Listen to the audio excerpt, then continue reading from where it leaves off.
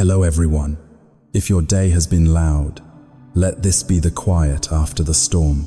Set down the weight you carried here. Breathe in, slowly, and let it go. Tonight, we won't chase heroes or arguments. We'll listen for softer things, footsteps in a long corridor, the hush of a distant lamp, the faint rustle of time turning a page. You are safe here. Nothing asks for effort, nothing hurries you. Where are you listening from tonight? Tell me in the comments, perhaps a small town, a city window, a quiet room with the lights low. And if this gentle kind of history helps you rest, you can subscribe and return whenever the night feels heavy. Close your eyes, let the breath slow. A door opens to an older world, and we step through unafraid, unhurried together. When you're ready, we'll follow the softest echo in the dark and let it guide us into the story. There are lives that pass through history like a breath through frost, visible for a moment, then gone before the sun can rise. In the grand story of the Middle Ages, we hear of kings, saints, and soldiers, but in the cracks between their names lived others quieter, lonelier, almost invisible. The world called them assassins, but most of them were simply the forgotten, the ones who had slipped through the seams of society and learned to survive where no mercy reached. It was never a profession. It was an ending that became a way of life. For some, it began with hunger, the kind that shakes your hands when you hold a crust of bread too long before eating. For others, it was exile, disgrace, or loss. A war that took everything but their body. A debt they could not pay, a betrayal that left them without home or name. Somewhere, along that long downward fall, the blade appeared cold, simple, absolute, and they took it, not with pride, but with quiet resignation. Imagine a medieval town just after midnight. The rain has stopped, but the stones still glisten with memory. A thin mist coils around corners like breath, and the last candle burns in a distant window, its flame bending with each sigh of wind. Somewhere beyond the walls, dogs bark once, then fall silent again. Beneath that silence, another sound stirs, a careful step, the scrape of leather against stone, the hush of cloth drawn close. Someone is awake not because they wish to be, but because this is the hour their world demands of them. He moves like smoke between the houses. A hood covers his face, not to conceal beauty or menace, but to erase identity. He has long since stopped answering to his real name. It belonged to a man who once hoped for things, a warm meal, a clean bed, the laughter of someone kind. Those things are gone. What remains is purpose without comfort, movement without meaning. If you met him in daylight, you might not notice him at all. He could pass for a beggar, a porter, a man selling knives by the gate. Only at night does he become what the world whispers he is. Yet even then, there is no grandeur in it. No music, no thrill, just the rhythm of breath, the cold weight of a blade, and the memory of hunger that will not fade. Killing is not the art here, silence is. He listens more than he acts. The creak of a door hinge, the pattern of a watchman's cough, the way a sleeping city breathes. He learns its rhythm until he can move within it without disturbing a thing. In that discipline, there is almost peace, a monk's stillness, but born from necessity rather than faith. Sometimes, in the stillness before the act, he feels a strange calm, the kind that comes not from courage, but from surrender, as though life, for a fleeting moment, has no weight. In those seconds, time seems to stop. The world holds its breath with him, and for that heartbeat, he exists more sharply than ever before. Then the sound comes, a breath, a gasp, a sigh, and it is done. He does not linger. He never does. The night folds around him again, and the city forgets. By morning, the streets will fill with merchants and laughter. No one will notice the faint trace of blood that rain has already washed away. The story of the day will continue, untouched, and he will walk among them once more, unseen. The truth is, most assassins did not think of themselves as killers. They were survivors in a world that offered no kindness. They learned to move quietly, to eat little, to sleep lightly. They learned that the line between life and death was not a wall, but a veil one. They crossed more often than most. Every job, every step, was a prayer whispered to a God that did not answer. And yet, in their silence, there was something almost sacred. They knew the fragility of existence better than anyone. They saw it in every face they watched from the shadows, in the way a man cradled his child, or a woman carried a candle through the rain. Life, they realized, was not precious because it lasted, but because it trembled. And sometimes, as they stood alone in the cold, they wondered if what they did was truly so different from what fate itself did every day. When the work was done, they would vanish again, not into legend, not into memory, but into the soft, forgiving dark. Some people are remembered for what they build, some for what they destroy, but there are others, quiet and unclaimed, who pass through time like a shadow through smoke. They leave nothing behind, not because they failed, but because they were never meant to stay. They were not born to kill. They were born to disappear. There are crossroads in every life where choice disappears. In the quiet decay of the Middle Ages, this truth was sharper than steel. If you were born poor, you stayed poor. If you were born outside the law never forgot. And if you were hungry long enough, hunger became the only teacher you had left. To become an assassin was not ambition. It was gravity, a slow pull toward the only door still open when all others had closed. No child dreamed of it. No mother wished it for her son. But there were men who woke one day to find that the fields had failed. The war had taken everything, and winter was coming again. The world did not forgive weakness. It demanded payment in sweat, in blood, in silence. At first, the man tried to live honestly. He mended boots, carried stones, begged in marketplaces that stank of rot and straw. But honesty, in those years, was its own form of starvation. The coins stopped coming, the bread grew thin, and people looked through him as if he were already a ghost. One night, a stranger slid a pouch across a tavern table and whispered a name. That was how it began, not with hatred, not with excitement, but with quiet necessity. Coin had a sound to it, a small, perfect music. The first time he felt its weight in his palm, he understood how it ruled everything.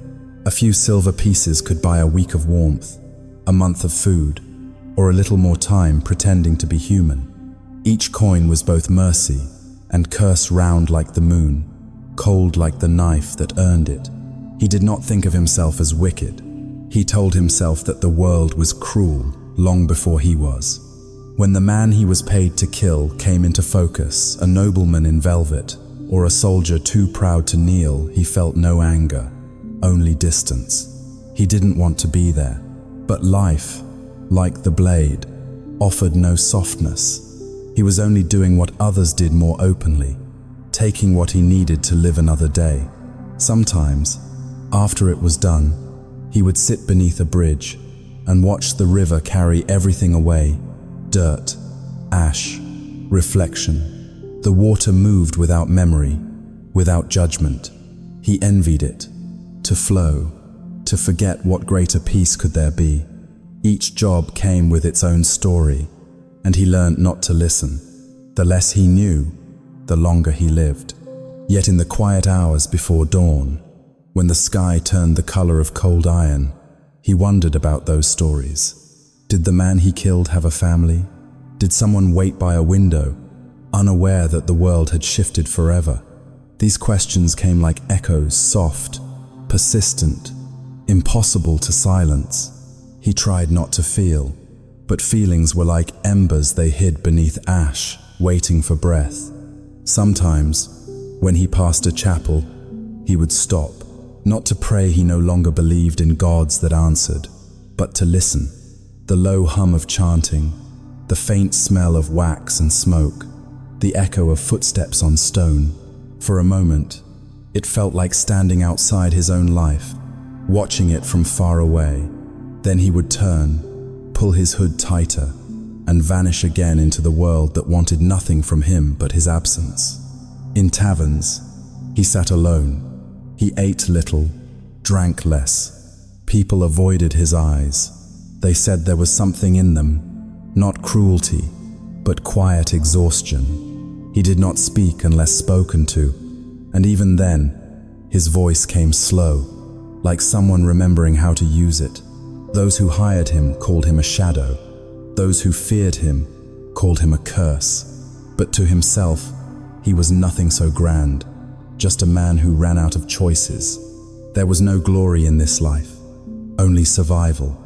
No audience, no legend, only the faint scrape of metal against sheath, the whisper of fabric in a narrow street, and always the silence afterward.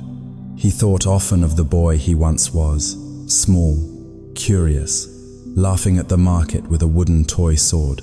That boy was still inside him somewhere, buried under years of hunger and cold. Sometimes, in dreams, he saw his mother's hands, rough and warm, tucking bread into his pocket.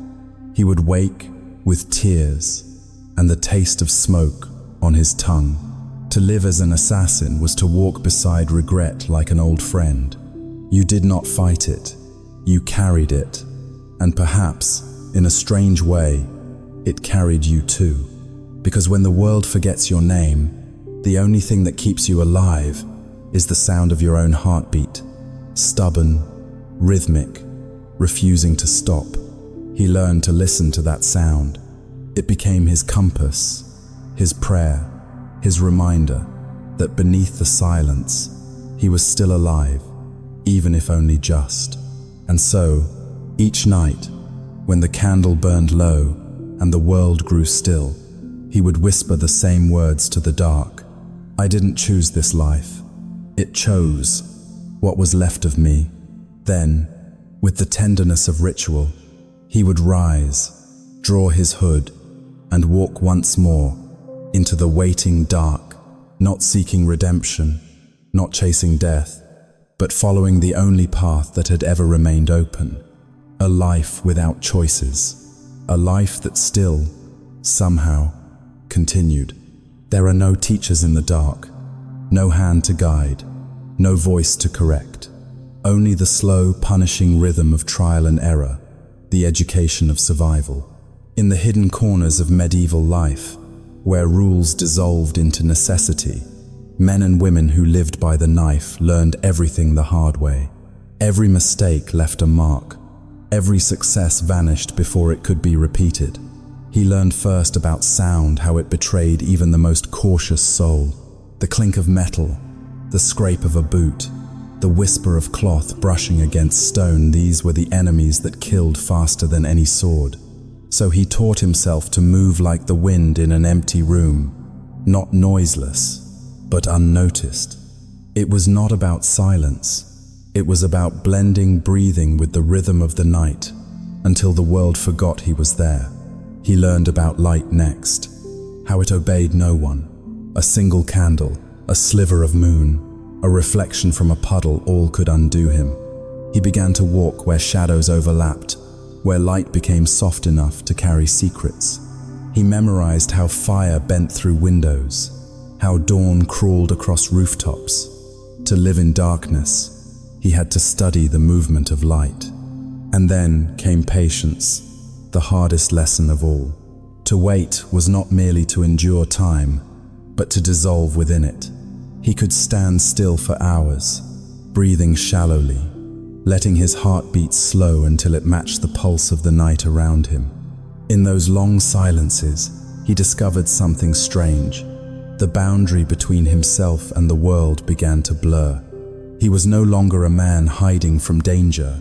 He was the danger, the air, the unseen moment before a choice is made. There were no books to teach these things, no guild to whisper rules. Everything was learned through failure, through near captures, through bruised ribs, through the cold ache of hunger that sharpened the senses like whetstone. Once, in a crowded market, he tried to lift a coin purse and failed. The guard's hand came down hard on his wrist. Instinct saved him. He twisted, cut the strap, and ran. The guard shouted, steel flashed, and for the first time he realized fear was not the enemy. It was the teacher. That night, hiding in the gutter behind a tannery, he pressed his bleeding hand against the cobblestones and whispered to himself, "Remember the sound of their boots." He did. He never forgot. Over years, the city itself became his tutor. Every alley, every echo, every smell taught him something. He learned where the guards grew lazy, when the taverns closed, how the bells of matins marked the changing of the watch. He learned which dogs barked at strangers and which barked only for show. He learned the difference between the silence of peace and the silence before discovery. It was a strange education, one measured not in knowledge, but in absence. No one praised him. No one scolded him. The world simply answered with consequence. If he succeeded, he ate. If he failed, he bled. If he hesitated, he vanished. It was a kind of monastery of shadows, an order without saints, without mercy, without God. Sometimes, he envied the scholars. He saw them from a distance, carrying books through cloisters, speaking in low voices about faith and stars. They sought truth in words. He sought it in silence. And though their worlds could never touch, he sometimes imagined what it would be like to learn without fear, to study for understanding, not survival. But such thoughts were dangerous. Longing was a luxury, so he buried the idea like a sin, deep beneath the calm mask of his face. Years passed. The lessons continued. He learned how to hide a blade in his sleeve without cutting himself, how to use reflection, a basin of water, a shard of glass to see behind him, how to sleep sitting upright, ready to vanish if someone entered the room. He practiced breathing in rhythm with footsteps, swallowing at the moment a door closed, exhaling when the wind rose. Life became choreography, precise and wordless. There were nights when he trained alone, not because he had to, but because motion kept the ghosts away. He would toss a knife into the air and catch it by the blade, feeling its edge bite lightly into his skin, a reminder that he was still here, that he still existed. He moved through the darkness as if dancing, repeating the same slow gestures until his body remembered them better than his mind. The body learned faster than the heart, but the heart remembered longer. Sometimes, after long nights of stillness, he would sit against a cold wall and wonder what he had become. A man shaped by the absence of guidance, a student of emptiness. He thought of the boy who once asked questions no one could answer about right and wrong, about why some were born to suffer. Those questions had faded, but not died. They lingered, like the echo of a bell long after the sound itself was gone. He realized then that the lessons were not only about how to survive, but how to forget, how to erase the part of himself that still wanted gentleness, warmth, recognition. To be unseen was not just to hide from others, it was to hide from one's own heart. And yet, in the stillness, a strange understanding began to grow. Perhaps this too was a kind of wisdom learned not in light, but in the dark spaces between breaths. Every scrape, every wound, every long hour spent waiting became a form of knowing, a knowledge that no scholar could write, because it was lived, not spoken. One night, while resting in the ruins outside the city, he carved words into the wall with the tip of his knife. The letters were uneven, childlike, but clear enough to read by moonlight. No one taught me. The world did, and it charges the highest price. He looked at the words for a long time, then wiped them away with his sleeve. The lesson, like everything else in his life, was not meant to be seen. It was meant to be remembered quietly, endlessly, in the dark. Every trade has its price, but only one asks you to measure it in lives. For those who walked the narrow path of the assassin, the coin was both mirror and master, a small, perfect circle that reflected everything they had lost. It always began the same way: a whisper in a tavern, a folded scrap of parchment, a meeting in a back alley where rain pooled and lamplight shivered. There were no contracts, no promises sealed by hand or faith, only the quiet slide of silver from one palm to another, cold, final, unquestioning. He learned early that money spoke more clearly than words. It was the only language that everyone, from the lowest thief to the highest lord, understood without translation. But the coin did not care whom it served. It gleamed the same in the hands of a saint as in the bloodied fingers of a murderer. Each job began with a lie told to the client, "It will be done."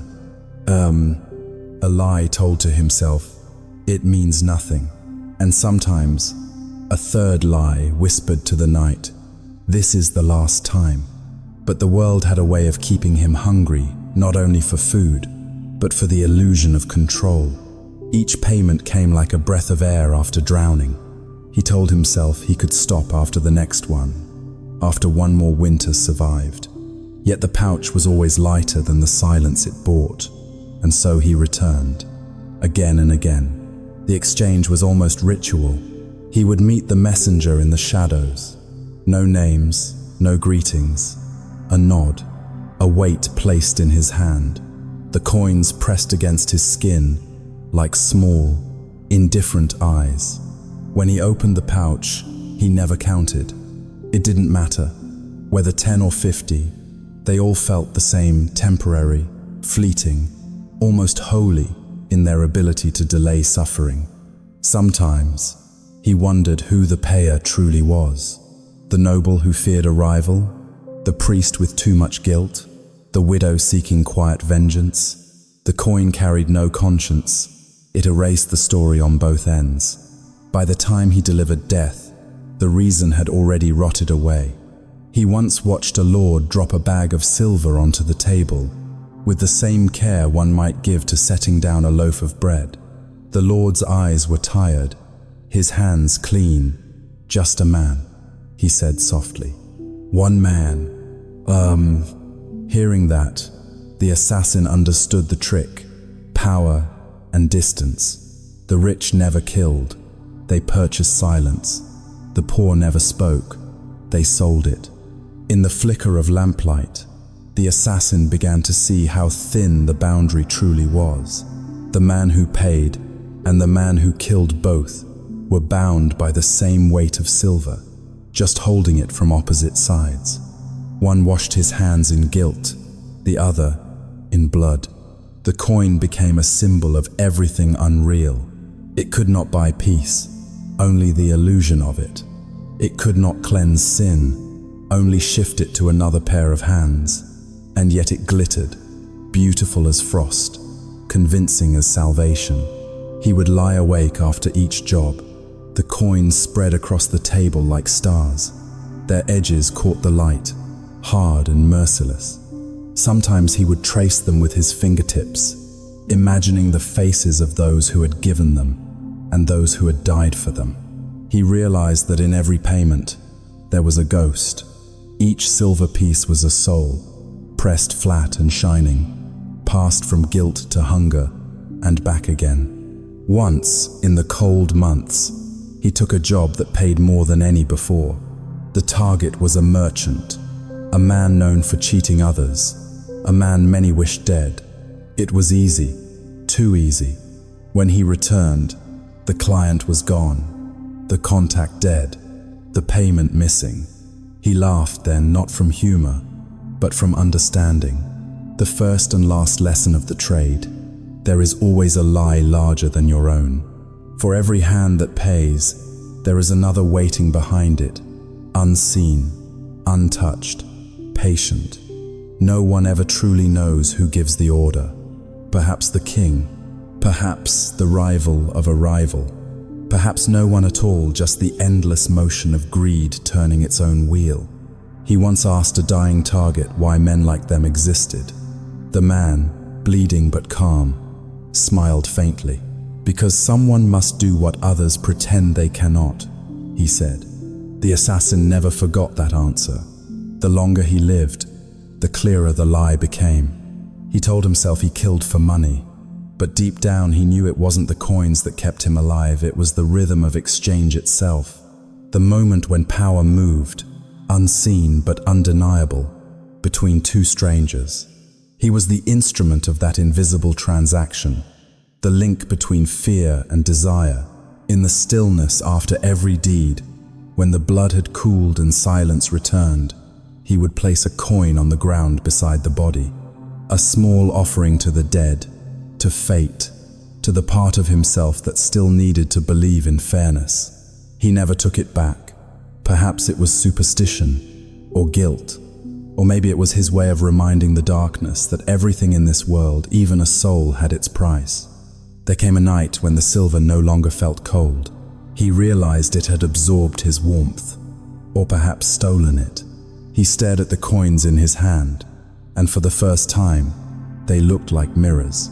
He saw himself reflected in every one smaller each time, thinner, fading.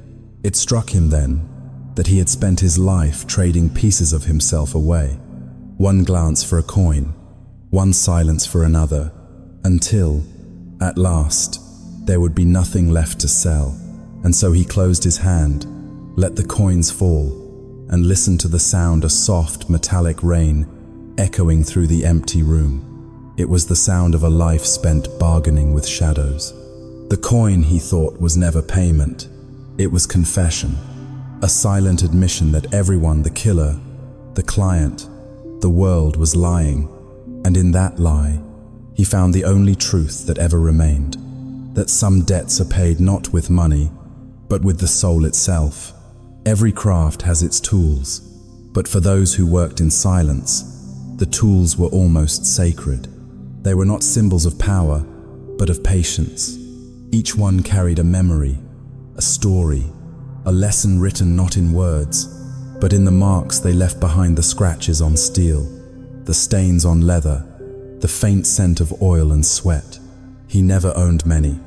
A short blade, no longer than his hand, a coil of cord, a small vial that could kill quietly. These were not weapons to him, they were extensions of thought, instruments of focus. Each had its weight, its sound, its feel in the dark. The knife was not for rage, it was for precision. The cord was not for cruelty, but for control.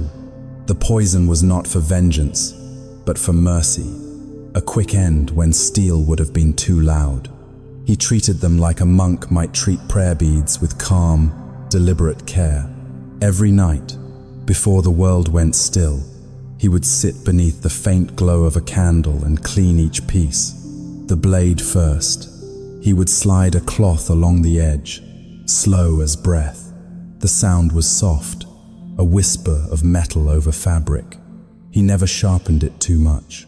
A perfect edge was a dangerous thing. It could betray him with a single flash of light. Dullness, he learned, was sometimes safer than brilliance. Next came the cord, thin, strong, woven from hemp and thyme. He ran it through his fingers, feeling each fiber. Once, it had been part of a fishing net. Once, it had saved a life before it ever took one. He kept it coiled neatly, a small circle resting in his palm. It reminded him that everything, even death, could be held in the gentlest form. Then, the vial, a glass container, no larger than a thumb, filled with something colorless and calm. He rarely used it, not because he feared it, but because he respected it. The mixture was crafted in secrecy from herbs and patience. It smelled faintly of almonds and bitter roots.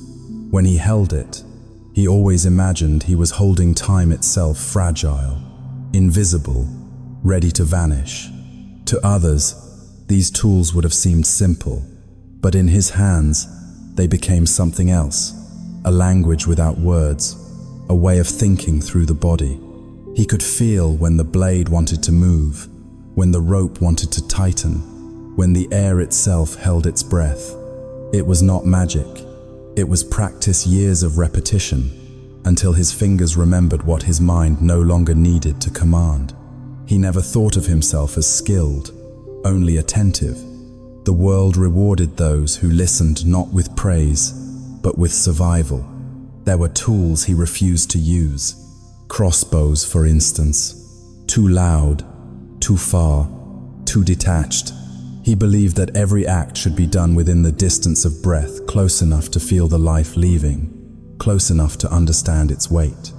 Killing from afar, he thought, was a kind of cowardice. Not moral perhaps, but human.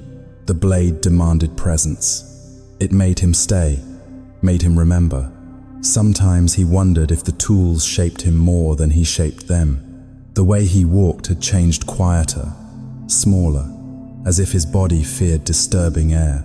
The way he spoke, soft, precise, measured. Even his sleep had become like the edge of his knife light, alert, waiting. He remembered once losing his blade in the mud. It was a poor night, too much rain, too little light. When he found it again, dawn had begun to break, turning the world grey. He knelt and washed it in the river. The water ran red, then clear. He stared at the reflection and thought, this is all I am, steel, silence, and the motion between. There was a strange tenderness in how he handled his instruments. He never rushed, never struck without intention. To kill was easy. To do it without chaos required devotion. His hands were not those of a brute, but of a craftsman. Every cut was deliberate, measured, an artisan's gesture in a world that would never see his work. He often thought of blacksmiths. They worked with fire, he with shadow. They forged life from heat, he from stillness. And yet, both prayed to the same God, precision. The blacksmith's hammer and his knife were cousins, both striking the boundary between chaos and creation. His tools aged with him. The knife's handle wore smooth, the cord frayed at the edges, the vial gathered dust. He never replaced them. They had grown old together, companions bound by necessity and habit. He once imagined burying them, one final gesture of peace, but he knew he never would. To bury them was to admit that silence itself could die. Each tool carried memory, and memory was dangerous. Sometimes, when his hands trembled, he would feel them remember things he wished forgotten. The warmth of blood, the sound of a body falling, the moment after the breath stopped. But he also remembered other things, the coolness of water, the flicker of a candle, the small peace that came after order returned. It was strange, he thought, that the same tools that ended life could also create calm. There was discipline in it, rhythm, ritual, and perhaps that was what he sought most. Not the death of others, but the stillness within himself that followed. He did not believe in gods, but if any existed, he thought they would understand this, that even in destruction, there can be grace. Even in silence, there can be devotion. And even in a blade, there can be love, the quiet, precise kind that harms nothing except illusion. When he packed his tools away each night, the act was almost a prayer. He folded the cord, capped the vial, wrapped the knife in cloth. Then he blew out the candle, leaving the room in darkness so complete that he could no longer see his hands. But he didn't need to. They already knew their way. In the world of shadows, distance is safety, but closeness is art. To move unseen is one thing. To move unseen and arrive within an arm's reach is another entirely.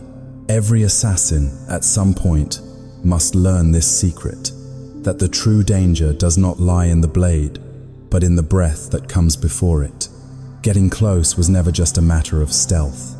It was language, a conversation between body and air, between heartbeat and silence.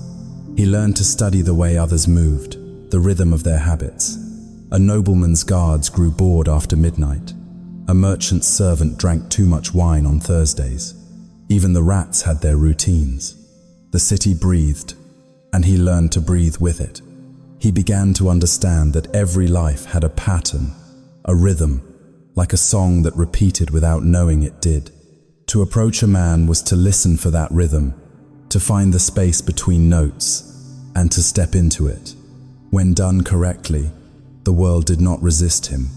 It simply allowed him passage, as if he had always belonged there. There was an intimacy in this work that few could imagine. To get close was to see people not as targets, but as small worlds, fragile, private, unguarded in their sleep or sorrow. Sometimes, when he stood behind someone who had no idea he was there, he would feel a strange ache, a pull of recognition. They were human, as he was. They feared the same cold, dreamed the same impossible dreams. In that heartbeat before the strike, the world became painfully equal. Then the blade moved, and equality ended. He learned to watch faces. Eyes spoke more truth than lips. Fear had a pattern too, widening pupils, tightening breath, the quick swallow of someone trying to seem calm. He could sense suspicion before it had shape. Sometimes he would stop halfway, fade back into the dark, and vanish before the moment of risk arrived. A job not done was better than a name remembered. He studied the weather, the wind, the way the world touched itself. A single gust could betray his presence. Rain, though, was his ally. Rain made everything softer sound. Light, footsteps, even guilt. In rain, the world seemed to forgive what happened within it. He moved best when the sky wept. He learned how to blend into crowds without becoming a face. It was not disguise that protected him, but the absence of detail. To look ordinary was the greatest camouflage of all. He carried no marks of danger, his clothes plain, his walk measured, his eyes quiet. People's minds edited him out as they passed. He became the background. It was the closest thing to invisibility that humans could achieve. Sometimes, he would walk beside the person he was meant to kill, share the same street, the same air, the same heartbeat's distance, and no one, not even the target, would notice. That was when he understood the deepest truth of his craft, that the most invisible place in the world is often right next to the light. Closeness required empathy, not compassion, but understanding. To approach someone, you must think like them, move when they would move, pause when they would pause. It was imitation, but also communion. In those moments, he felt not like a predator, but a mirror reflecting back the gestures of those who would soon be gone. Once, he was hired to eliminate a man known for his paranoia, a scholar who locked every door twice and prayed over his food before eating. For days, the assassin watched him from afar.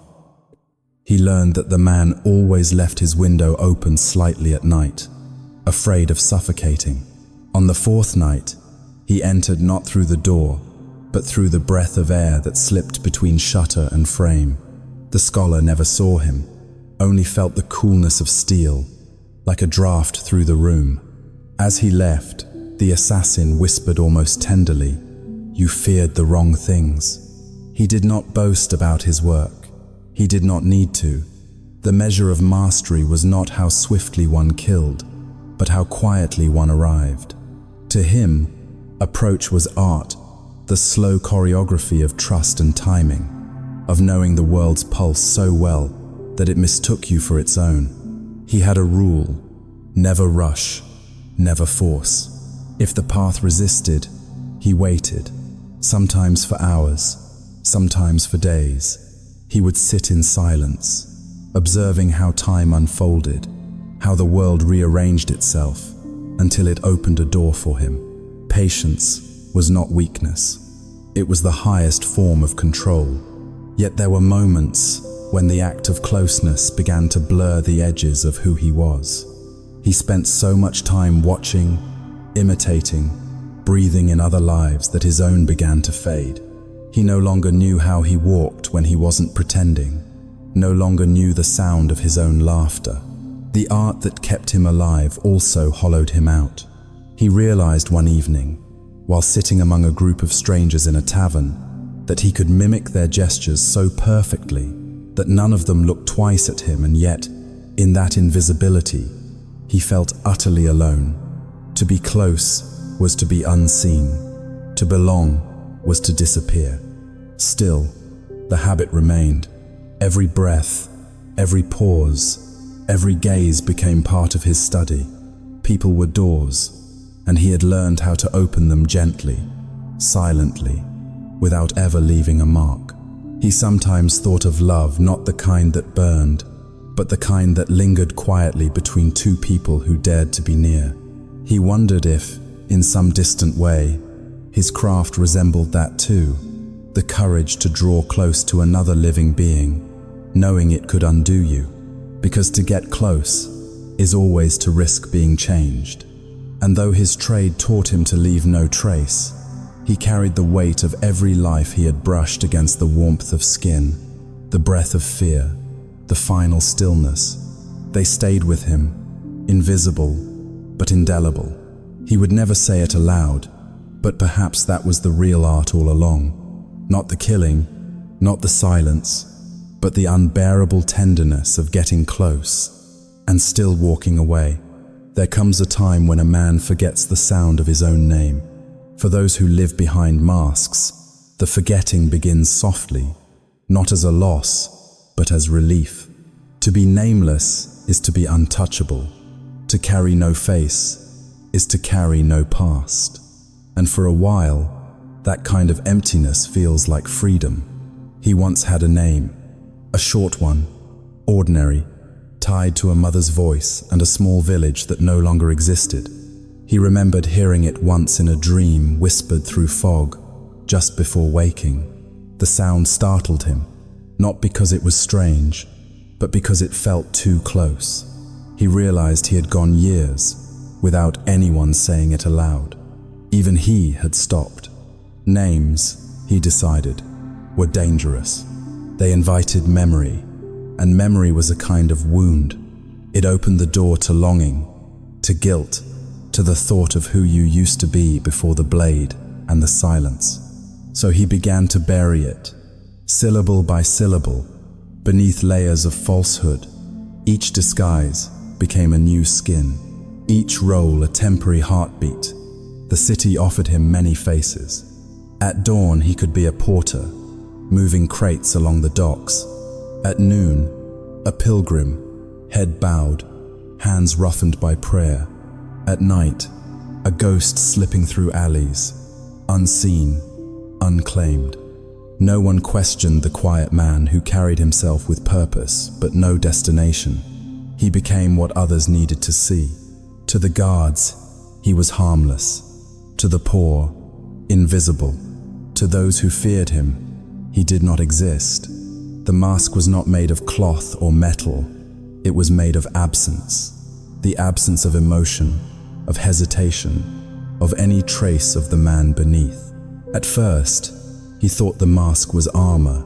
Then, over time, he realized it was hunger, a slow devouring of the self. Every face he wore left a residue, a shadow that clung long after the act ended. The fisherman's weariness, the merchant's greed, the priest's doubt, they followed him, whispering. Sometimes he woke at night and forgot which life he was supposed to remember. He began to dream in other voices. In one dream, he spoke like a nobleman, soft and weary. In another, like a thief, laughing through the dark. Each time, he woke with the same chill, the fear that there was no original voice left to return to. The mask was both prison and permission. It protected him from the world, and the world from him. But it also allowed him to move freely among men without ever belonging to them. He could pass through any place, a church, a brothel, a battlefield, and become whatever the air required. It was the perfect invisibility, but perfection has a cost. It erases what it hides. He remembered once, years ago, a woman who saw through it. She sold candles in the marketplace, simple, beeswax and smoke. When he approached her stall, she looked at him too long.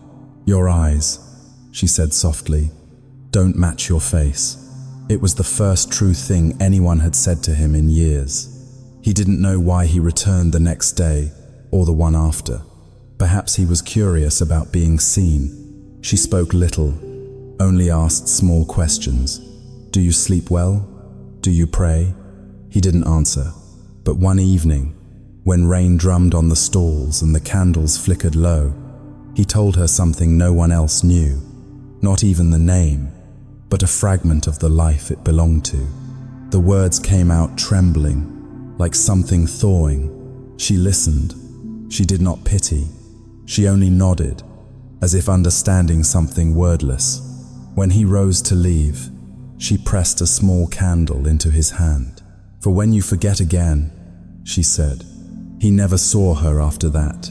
Some said she left the city, others that she died in a fire. But he kept the candle, unlit, wrapped in cloth among his tools. It became his only relic, his proof that once for a breath, for a blink, someone had seen the man behind the shadow. Years passed. The lines on his face changed, but he rarely saw them. Mirrors were not kind to those who depended on illusion. He avoided them, afraid that one day they would show nothing at all. Sometimes, when he caught his reflection in water or glass, he would pause and think, "Who borrowed my face tonight?" There were moments, fleeting and cruel, when the mask slipped. Once, during a job, a boy startled him young, terrified, holding a candle. Their eyes met, and something broke. The boy saw him, truly saw him, not as shadow or threat, but as a man. He could have silenced the witness. Instead, he turned and fled, leaving the task undone. That night, he sat in an abandoned chapel until dawn, the boy's frightened gaze burning through his memory. It was then he understood.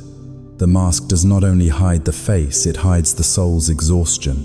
Behind every disguise is a heart desperate to rest. He began to wear fewer roles after that, not because he grew careless, but because he grew tired. Sometimes he would stand in a crowded street and wonder what it might feel like to stop pretending to simply exist, visible and ordinary, under his own name again. But then the thought would pass, and he would lower his hood once more. The world, after all, had no place for a man without a mask. On his quietest nights, when sleep would not come, he would take out the unlit candle the woman had given him. He would set it on the table, watch the faint shimmer of wax in the dark, and whisper the name he once carried, not loudly, but enough to feel it move through him like wind through old ruins. It was a small act, a dangerous one, but in that whisper lived the only truth he had left, that the man behind the mask still breathed, even if the world had long forgotten how to say his name. Memory is a strange kind of mercy. It arrives when least wanted, lingers when least welcome, and refuses to leave when silence would be kinder. For the man who had learned to live without a name, memory was the one shadow he could not outrun. It came to him in fragments, not as stories, but as sensations.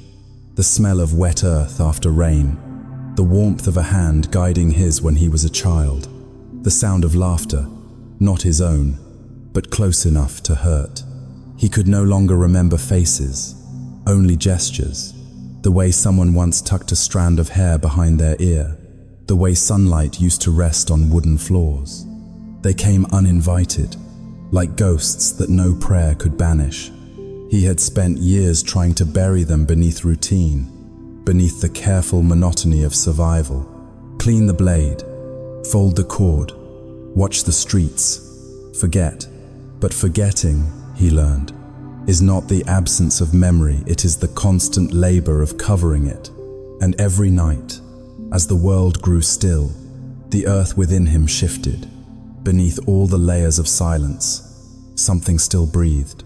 Sometimes, a single image could undo years of discipline. A mother holding her child at the market, a candle flickering in a window, a song hummed by a drunk in the street, a tune he hadn't heard since childhood. The memories rose quietly, not with pain, but with a softness far more dangerous, longing. He didn't fear death. He feared remembering the life he no longer had the strength to return to. There were nights when he walked through the city and felt it change beneath him, not the streets, but the years. He could almost see the ghost of what once was, a bakery where there was now a tavern, a field where there was now a wall. He was growing older, but the world stayed young. It had replaced him without noticing. He wondered sometimes whether forgetting was simply the world's way of surviving itself. One evening, he passed a courtyard and heard music. A group of travelers sat around a small fire, singing softly. The melody was simple, ancient, a lullaby perhaps, something meant for children. He stopped, hidden in the shadows, and listened. The words were half familiar, the rhythm slow enough that his breath fell in time with it. He remembered then, or thought he did, being small, lying in the dark, hearing that same song from another mouth. His mother's, a sister's, he could not be sure, but the warmth of it pressed against his chest until it became unbearable. He turned and walked away, not quickly, but carefully, as though retreating from something sacred. That night, he could not sleep.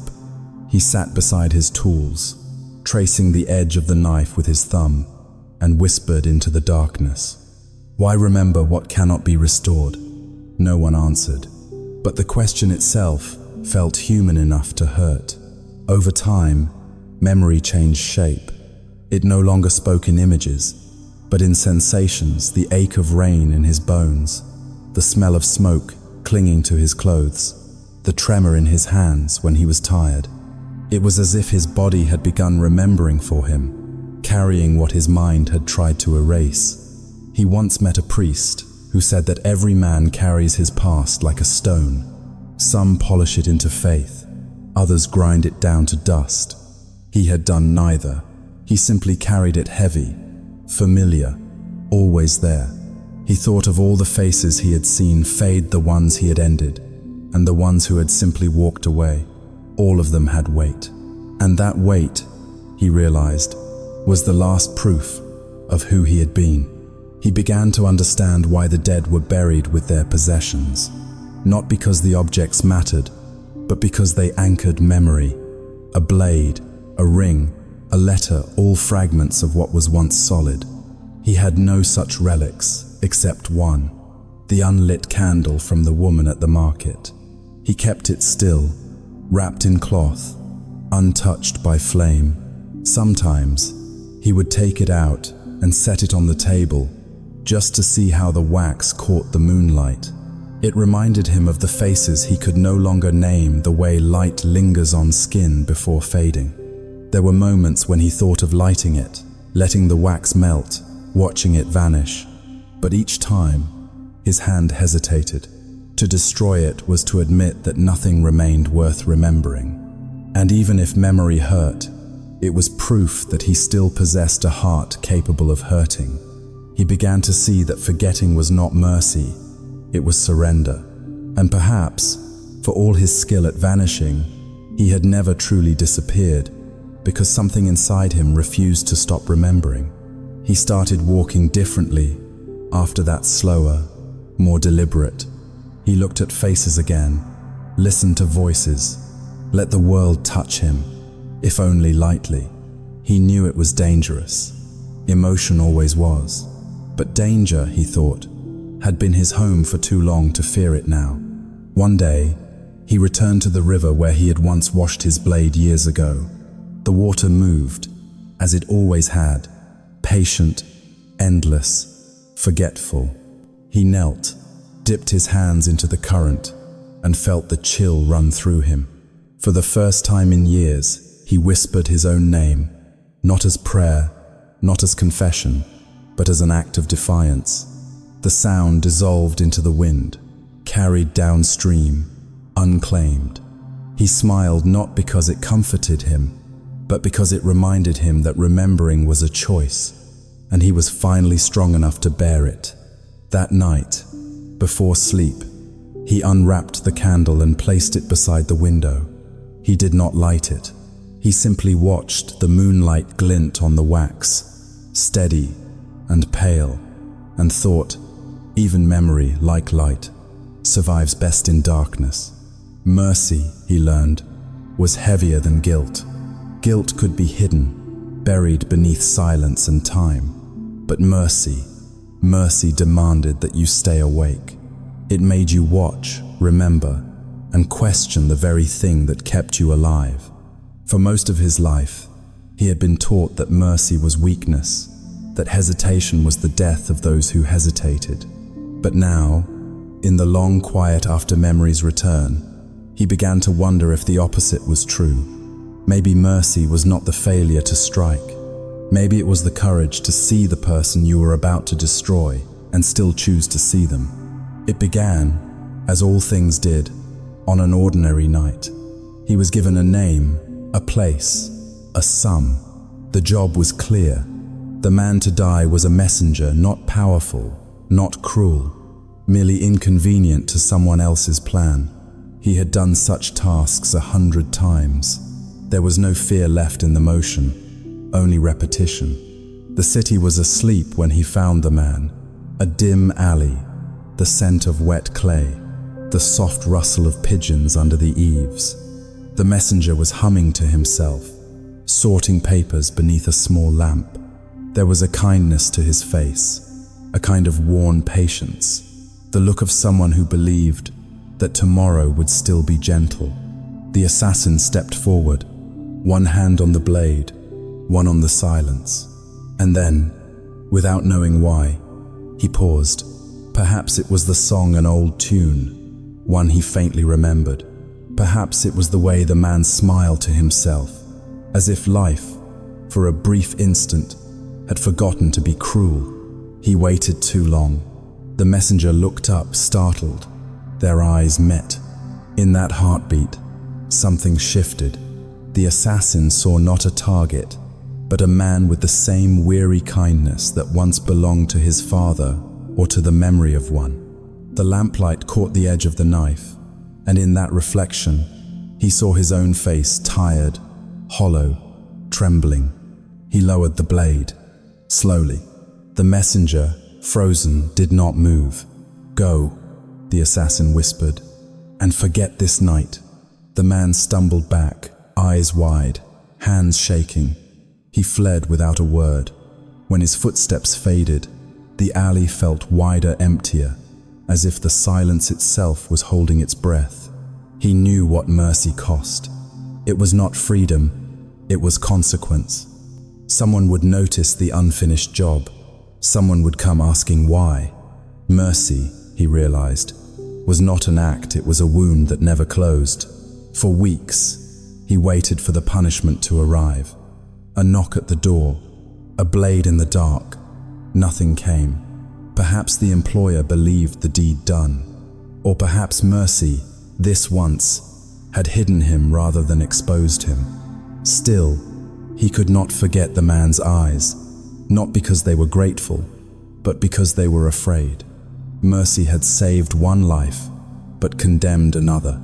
He understood with bitter clarity that kindness was never without cost. He began to see it everywhere. After that, the moments when cruelty hesitated, when someone spared a blow or a word, and the world quietly shifted around it. In the markets, an old woman shared bread with a beggar. In the barracks, a soldier helped a wounded enemy crawl from the mud. Each act was small, nearly invisible, but he began to understand that they were what held the world together. Not kings, not power. These fragments of mercy given, regretted, forgotten, were the thin threads keeping humanity from unraveling. And yet, he also saw how mercy destroyed those who practiced it. The soldier was executed for treason. The woman lost her stall to thieves. And he became haunted. To feel compassion in a life built on silence was like letting light into a sealed room. It illuminated everything you didn't want to see. He started avoiding work that involved the innocent. He chose jobs in wars, between men who had already chosen death. It was easier to kill those who understood the bargain, but the world did not always grant him that luxury. Sometimes, the names were too ordinary, the victims too human, and mercy, once awakened, refused to sleep again. There were nights when he argued with himself quietly. In the half-dark, one voice said, "It's only survival." The other whispered, "Then why does it hurt?" He began to notice the small signs of his own undoing. His hand shook before he drew the knife. His breath caught when someone laughed nearby. His reflection no longer looked calm. It looked alive, frightened, aware. Mercy had given him back his soul, but not peace. One winter evening, he returned to the river. Snow had begun to fall, thick and soundless. He crouched by the water, remembering another night, another reflection. From his coat, he pulled the unlit candle, the one the woman had given him long ago. For years he had kept it untouched, as if guarding a piece of his past. This time, he lit it. The flame was small, unsteady, but real. It flickered in the wind, struggled, then steadied again. He placed it on a stone beside the water and whispered, "For those I did not kill, for those I could not save." The river carried the reflection away, a trembling trail of light swallowed by distance. He did not feel absolution. He felt something quieter, the simple acceptance that mercy was not a cure, only a mirror. It showed him everything he had done and everything he could never undo. He rose, feeling the cold creep into his bones. Above him, snow drifted through the night, soft as breath. For the first time, he did not move to hide from it. He let it fall. He let it touch him. Because mercy, he realized, was not given once. It was chosen again and again, even when it hurt, even when no one saw, even when the world had forgotten how to thank it. And perhaps that was the price. Not death, not punishment, but to live on carrying the weight of all that had been spared. He turned from the river, leaving the candle burning behind him, a small light against an endless dark. The snow fell heavier now, muffling his steps, erasing his tracks. By morning, the world would not remember what he had done, but he would. And that, he thought, was mercy's truest cost. Every life, no matter how hidden, moves toward a final task, a moment that gathers everything that came before and lays it quietly in the palm of fate. For the assassin, that moment arrived in winter. The snow had not stopped for 3 days. The city lay muted, the rooftops shrouded, the streets breathing only in whispers of wind. He had begun to think he would never work again. Perhaps the world had forgotten him, or perhaps it had learned to take care of its own endings. But one evening, as he returned to his small room, he found the letter. It was sealed in black wax, unmarked, except for a single word, written with deliberate care, final. Inside, a sum, a location, and a name, one that stopped his breath. He read it twice before setting it down.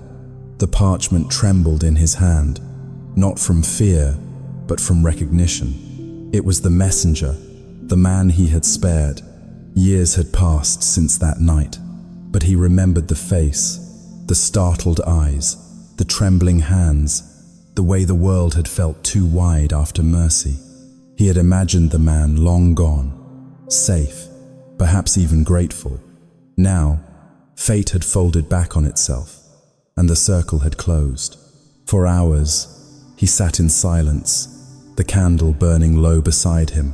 He wondered who had ordered it, and why. Perhaps the messenger had learned too much, spoken too freely, or perhaps mercy had not saved him, only delayed the blade's arrival. He could have refused. No one forced him to accept. But as he stared at the letter, something inside him settled into a strange calm. This was not vengeance, nor punishment. It was the world's way of completing its unfinished sentence. When dawn came, he packed his tools slower than usual, careful as ritual. The knife, the cord, the vial, the unlit candle, still half melted from the night at the river. He carried them all, not as weapons, but as witnesses. The road led him beyond the city walls, into the frozen fields. Each step crunched beneath the weight of frost. The wind carried no sound but his own breath. By nightfall, he reached a small cottage at the edge of the forest. Smoke rose from the chimney, pale and thin. He knocked. The door opened. The messenger stood before him, older now, but unmistakable. The same eyes, lined by years, a life lived after mercy. For a long time, neither spoke. The man looked at him, uncertain, as if memory itself had come to visit in human form. Then, quietly, he stepped aside. "Come in," he said. Inside, the fire burned low. The room was simple books, a table, a kettle simmering faintly. There was warmth here, the kind that did not belong to killers or kings. The assassin's Saturday. His cloak steamed as it thawed. The man poured tea into 2 cups. The silence between them was almost tender. "I thought you were dead," the messenger said finally. "I was," he replied. "In most ways."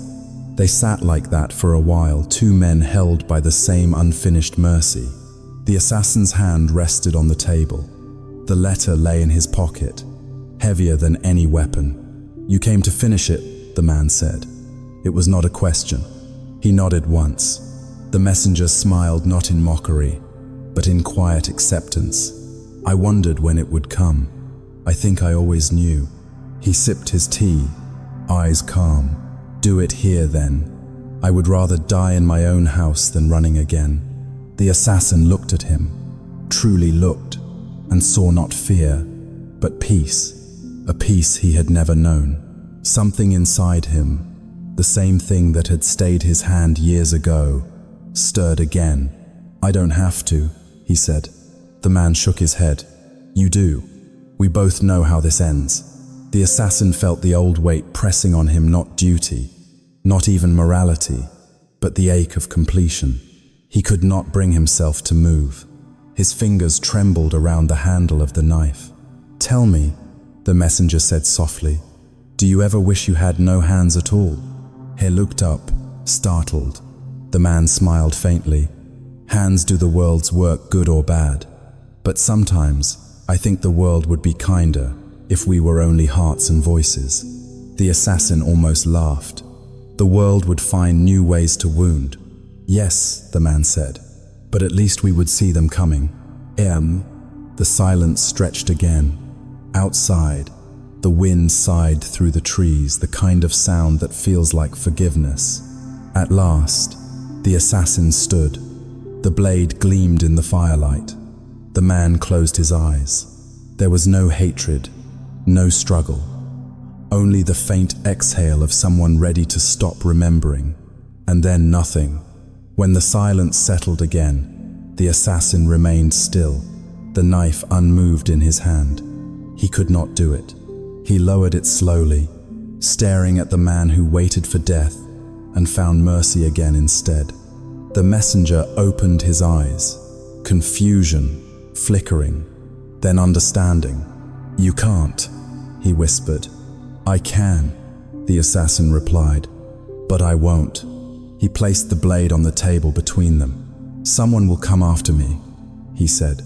"They always do." The man nodded. "Then let it be so." He rose, reached for the candle on the shelf, the same kind the woman in the market once sold, and lit it. The small flame cast both their faces in gold. "For the end you choose," he said, setting it before the assassin. The assassin stared at the flame. It trembled, then steadied. For the first time, he felt warmth not as fire, but as forgiveness. When he left the cottage, dawn was breaking. The snow had stopped. He did not look back.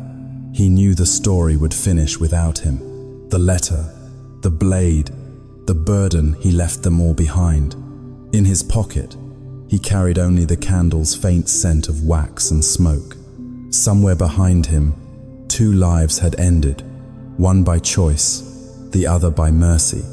He walked on, unarmed, unhidden, into the pale morning, leaving footprints that the wind would soon erase. He had been many things: shadow, killer, ghost, but in that final act of refusal, he became something else. A man who chose to carry the weight and not to pass it on. And in a world built on silence, that too was a kind of peace. The snow came again that night, heavier, slower, as if the sky itself wished to bury the noise of men. By morning, the world had turned to silence. The city roofs, the empty fields, the frozen river, all were hidden beneath the same soft shroud. He walked without destination, his steps vanishing as quickly as they formed. The cold bit at his fingers, but he felt no pain.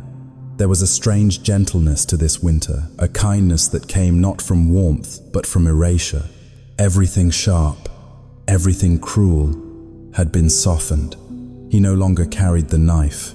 It lay somewhere far behind, asleep in the ashes of its last refusal. Now, his only weight was the silence itself, vast, endless, and finally, his own.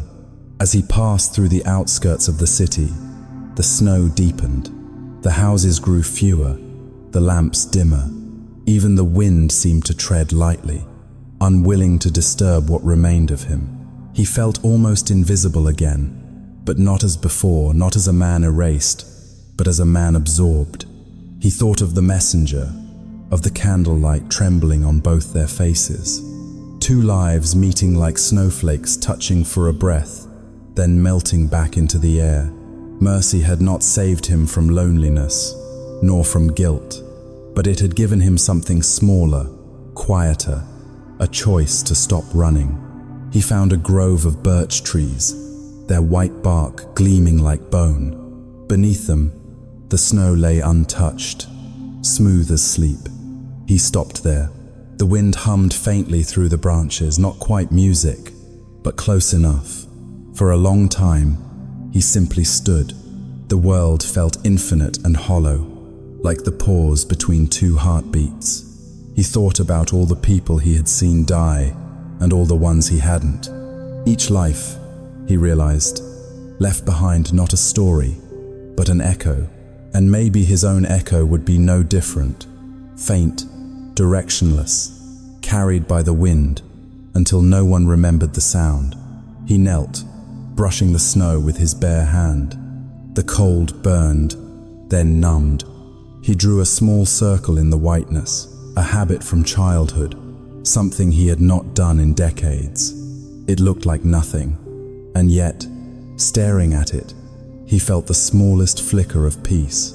From his pocket, he took out what little he had kept, a stub of candle, half broken, streaked with soot. The flame had long since died, but the wax still held its shape, as though waiting for one last spark. He placed it in the center of the circle and covered it lightly with snow. No grand gesture, no monument, just a quiet promise that even if no one remembered him, the silence would. He lay down then, on the snow, the cold pressed close, not as punishment, but as rest. The sky above him was a sheet of pale grey, vast and gentle. Snowflakes drifted onto his face, tiny, vanishing worlds that melted the moment they touched him. He closed his eyes. For the first time, he did not feel hunted or haunted. He did not feel the need to hide. His breath slowed, shallow, and even, until the rhythm of it matched the falling snow. He thought fleetingly of all he had tried to forget: the smell of the sea, the laughter in a market, the woman who had seen through his mask. He thought of the boy with the candle, the river, the reflection, the quiet mercy that had refused to die. Each memory rose like a snowflake, glimmered and dissolved. In that final stillness, he understood. Nothing he had done could be undone. Nothing he had spared could be saved forever. But between those truths, between the wound and the mercy, there was space enough for peace. And perhaps that was all a man could hope for. As the snow continued to fall, his body disappeared slowly beneath it, not with violence, but with tenderness. The wind softened. The world grew still. By dusk, there was no trace left, only the quiet mound of snow among the birches, a faint circle marked beneath the white, and above it, the whisper of air moving through the trees, as though repeating a name it no longer knew how to pronounce. Somewhere far away, in the city, a candle flickered. Perhaps it was the one he left behind, perhaps not, but its light trembled for a while, steady against the cold, before the night folded over it completely. The world forgot him, as it forgets all things. But for one long moment, as the snow covered everything, it remembered silence, and silence remembered him. The snow melted slowly. By spring, the streets of the city were alive again. The markets reopened, the bells rang, and the air carried that faint scent of renewal that fools men into thinking time forgives. No one spoke of the man who had walked beyond the walls. No one searched the birch grove where the wind still whispered through the trees. He had left no body, no trace, no tale that could be retold, only an absence, light as breath, woven into the fabric of the city itself. But silence, when deep enough, begins to echo, and soon, people started to notice the strange calm that had settled over the streets. The thieves grew cautious. The guards slept more soundly. The merchants whispered that the nights had lost their edge, as if something watchful had left, and the darkness no longer knew how to behave. It was as though a single shadow had been lifted, and the world, unsure of what to do without it, began to breathe differently. Children played in alleys where once no one dared to linger. Old men told stories by lamplight of a ghost who used to walk among them, a man without name or face, who had watched from the corners of their lives. Some said he was a killer. Others swore he had saved them from worse. Most just shrugged and said, perhaps he was both.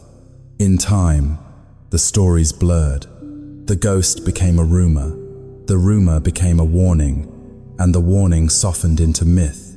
People began to call him the Quiet One, or the Walker in Snow. They said he could vanish between heartbeats, that he whispered mercy to the dying, that he moved through the city like wind through an old cathedral. No one remembered when the stories had begun, or why they still made people lower their voices when the night grew long. But somewhere in that, forgetting, something gentle survived, a sense, faint but steady, that silence itself was watching, not to punish, not to kill, but to keep the world from losing its stillness completely. The city changed. The rulers fell and were replaced. Markets rose and burned. The river flooded, then dried, then flooded again. Generations came and went. Yet through it all, the people carried a kind of reverence for the unseen, for the pause before violence, for the mercy in hesitation. Perhaps it was his legacy, or perhaps it was just the shape of the human heart trying to remember how to be kind. Centuries passed. The walls crumbled, rebuilt, crumbled again. New towers grew where old ones had turned to dust. The streets no longer smelled of candle smoke and rain, but of iron and ash. Still, the legend endured, quieter now, almost tender. In the archives of the oldest temple, a monk found a scrap of parchment, half burned, half forgotten. It bore a single mark, a circle drawn in soot, faint as breath. No name, no words, only that. He brought it to his master, asking what it meant. The elder looked for a long while, then smiled faintly. "It means someone remembered," he said, "and that is enough." At night, the monk placed the parchment by a window. The moonlight fell across it, soft as snow. He thought of all the lives that had passed through the city, all the faces that had been loved, lost, and forgotten. He thought of the weight of remembering, and of the peace in being forgotten. Outside, the streets were quiet. The lamps flickered in the wind. The city, ancient and restless, seemed to sleep beneath its own breathing. Somewhere, in that hush, a candle flickered in a shuttered room, one of thousands, one of millions, but for a moment, its flame bent, as if stirred by a passing draft. A shadow crossed the wall. It lingered, then faded. No one saw it.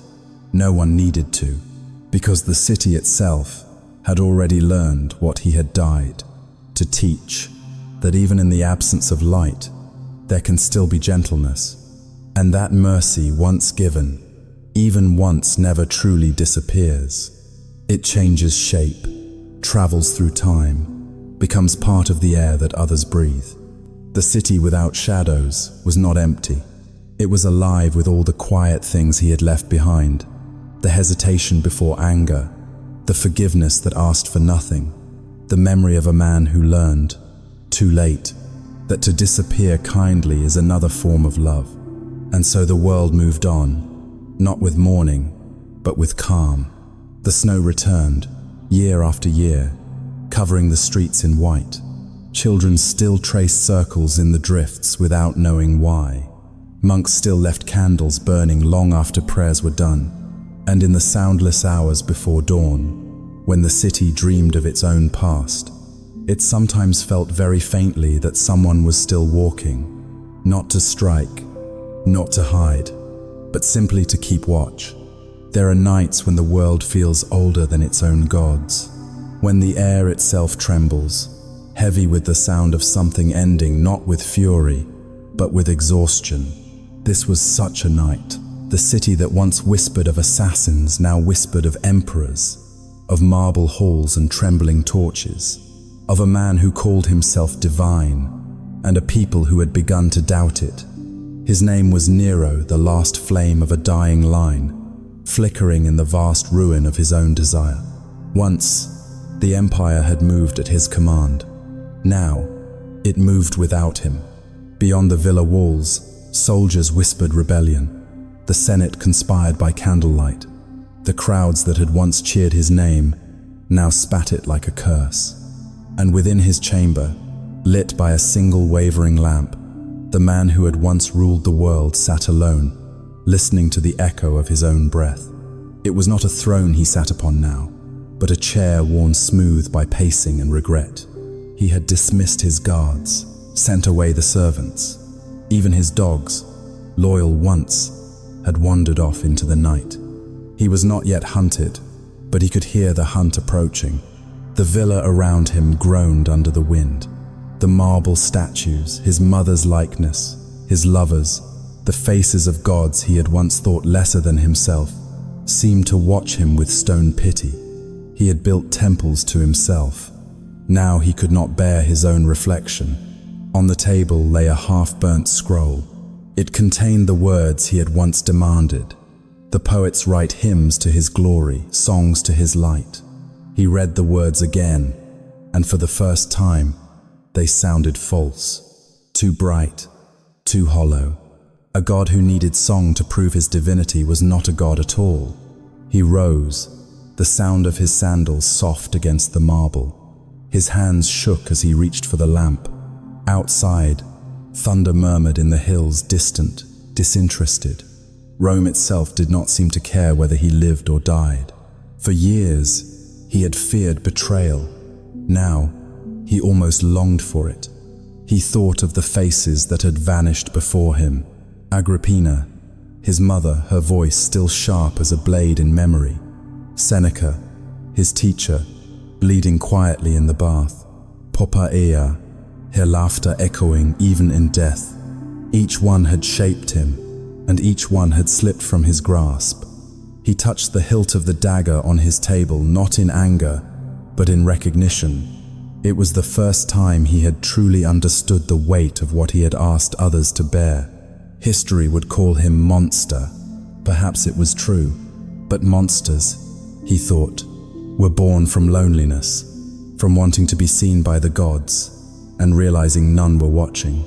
He stood by the open window. The night smelled of rain and dust, of gardens left untended.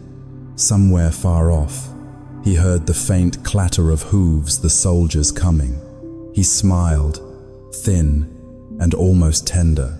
"So," he whispered, "it ends here." But the world did not answer.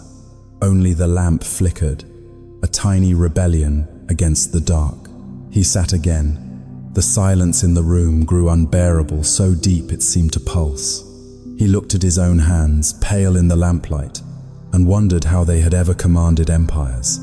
He wanted someone to speak, anyone, a friend, a servant, even an enemy, but there was no one left. For all his power, he had built a kingdom made entirely of mirrors, and mirrors, when left alone, reflect only absence.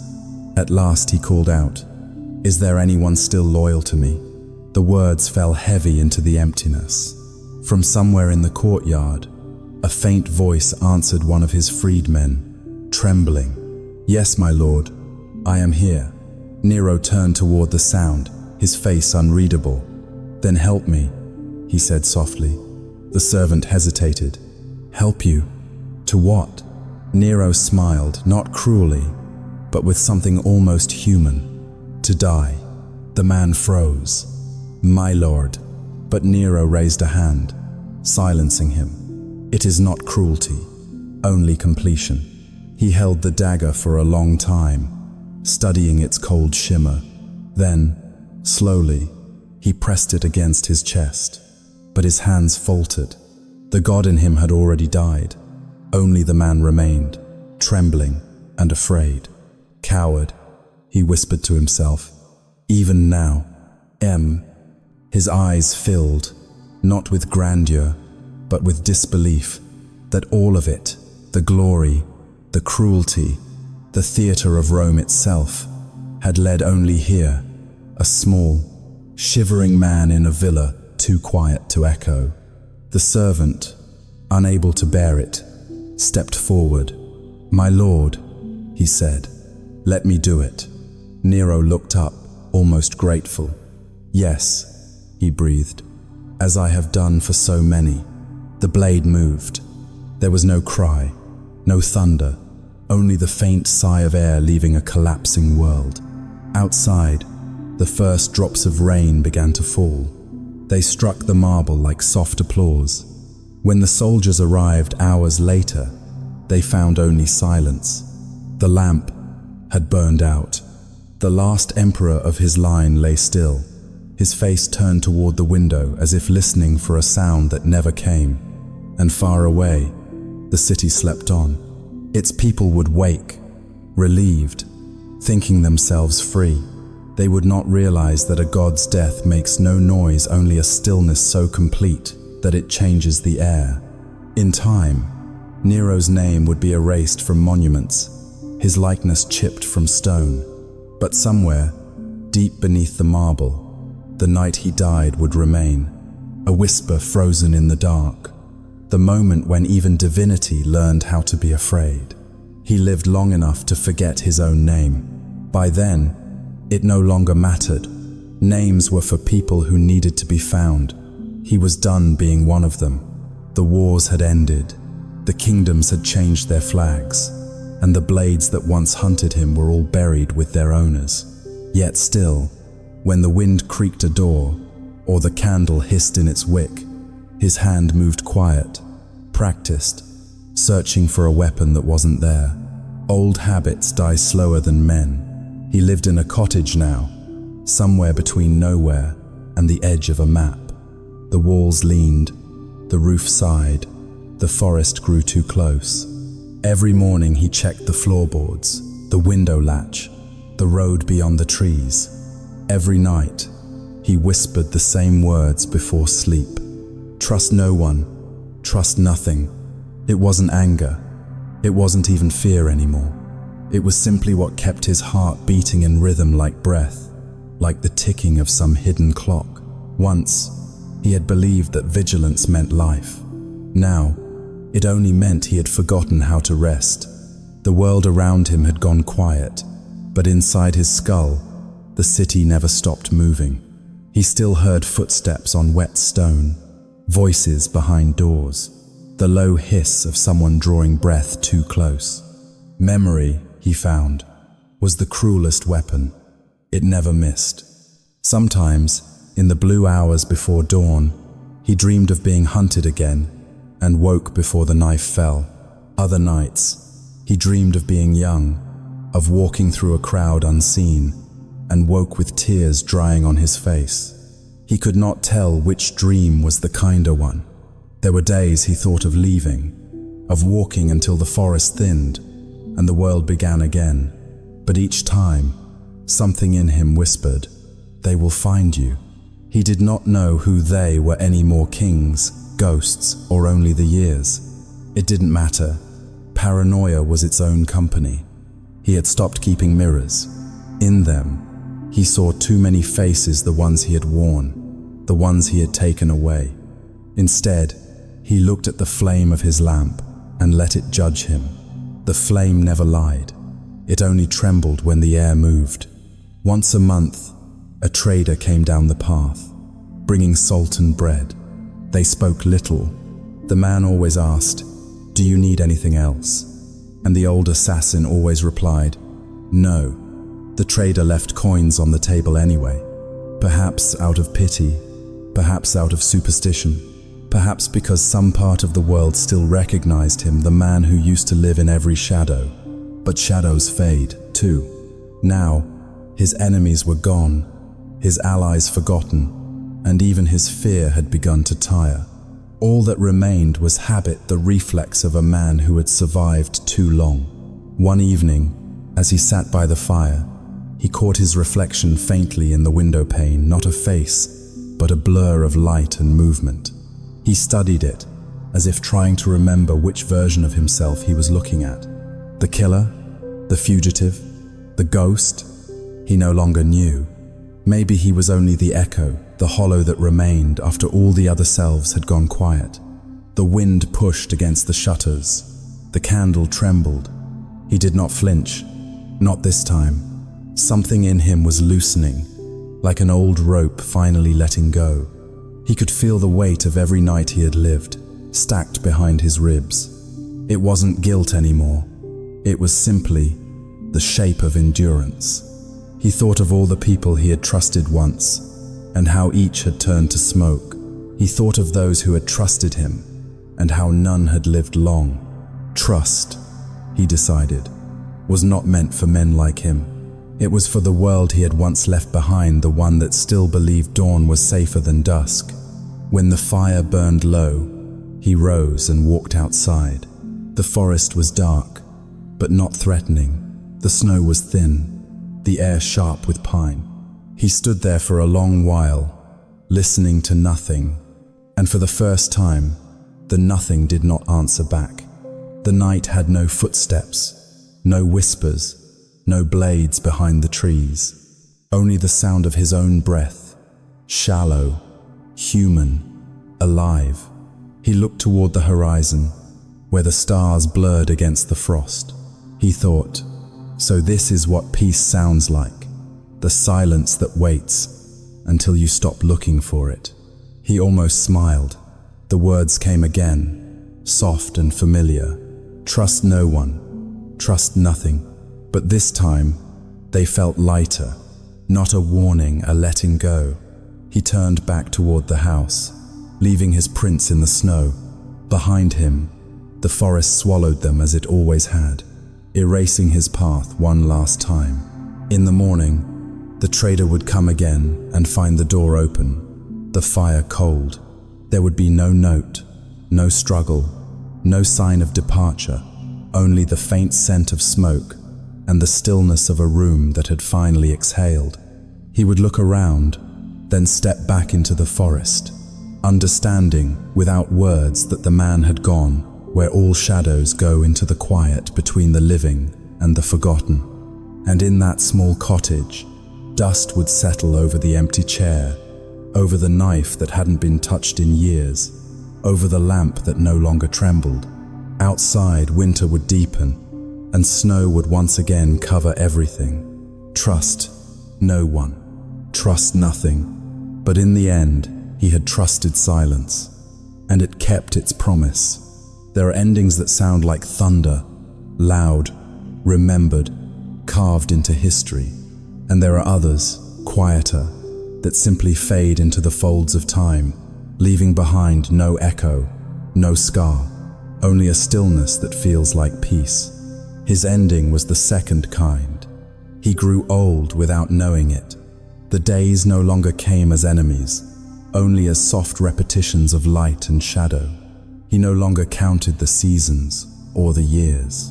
The forest did that for him, leaves greening, falling, vanishing under snow, and returning again, faithful as breath. The cottage changed slowly too. The wood darkened, the roof sagged, moss climbed up the stones. The path to the door disappeared under ferns, and soon, even the animals stopped fearing him. A fox slept beneath his window. A bird built its nest in the rafters. He did not speak much anymore. His voice, once steady from silence, had grown thin, like wind through dry reeds. But inside, the quiet had changed. It no longer pressed against him like a weight. It had become part of him, the only companion that stayed. Some nights, when the wind carried a sound that felt like footsteps, he smiled instead of reaching for the knife. Old fear had become memory, and memory had softened into understanding. He realized that fear, like all living things, only wanted to be seen. Once you stopped running from it, it stopped following. He lived on little: bread, water, the forest's patience. He had long ago stopped thinking of death as something waiting. It was already here, sitting with him in the evenings, patient, unhurried. Sometimes he spoke to it, as one speaks to an old friend. "Not tonight," he would say. The fire's still warm, and death, polite as ever, would wait. He no longer dreamed of the faces he had killed, nor the ones he had spared. He dreamed of small things: rain on the roof, a hand he could no longer place, a candle that refused to go out. And in those dreams, everything was quiet. No guilt, no need to be forgiven, only rest. One morning, when the mist lay thick over the trees, he stepped outside and felt the cold air settle into his lungs. His body trembled, not from fear or pain, but from the lightness of it all, the strange, immense relief of still being alive. He sat on the small bench by the door, hands folded. His breath made faint clouds that drifted upward and vanished. He watched the forest breathe with him.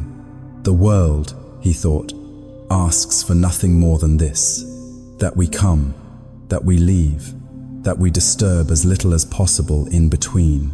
The sun rose slowly. The frost turned to water, the air to warmth.